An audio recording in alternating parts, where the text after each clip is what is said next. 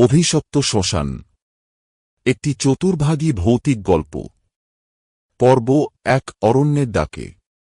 অরবিন্দ একজন প্রত্নতাত্ত্বিক, যার কাজ পুরনো স্থান ও সংস্কৃতি নিয়ে গবেষণা করা। একদিন সে জানতে পারে ভারতের এক প্রত্যন্ত গ্রামের গভীর জঙ্গলে একটি পরিত্যক্ত শ্মশান আছে, যেখানে বহু বছর আগে অজানা কারণে দাহক্রিয়া বন্ধ হয়ে যায়। গ্রামের মানুষ বলে সেখানে এক অশরীরী আত্মা ঘুরে বেড়ায়, আর রাতের অন্ধকারে কান পাতলে শোনা যায় চাপা কান্না ও রহস্যময় ফিসফিসানি। এই কাহিনী শুনে অরবিন্দের কৌতূহল আরও বেড়ে যায়। সে সিদ্ধান্ত নেয় একবার শ্মশানটি ঘুরে দেখে আসবে। তবে গ্রামের কেউই তাকে সঙ্গ দিতে রাজি হয় না।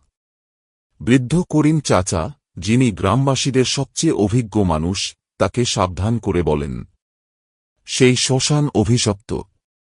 রাত হলে সেখানে কেউ গেলে আর ফিরে আসে না। কিন্তু অরবিন্দ এসব কথায় বিশ্বাস করে না। সে ঠিক করে একাই যাবে।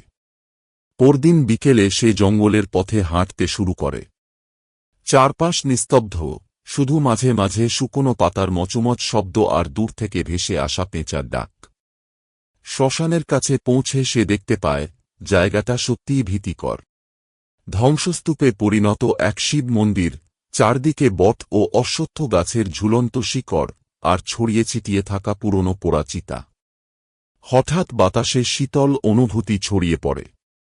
আর ঠিক তখনই পেছন থেকে আসা এক চাপা শ্বাসের শব্দ শুনে অরবিন্দের শরীর ঠান্ডা হয়ে যায়।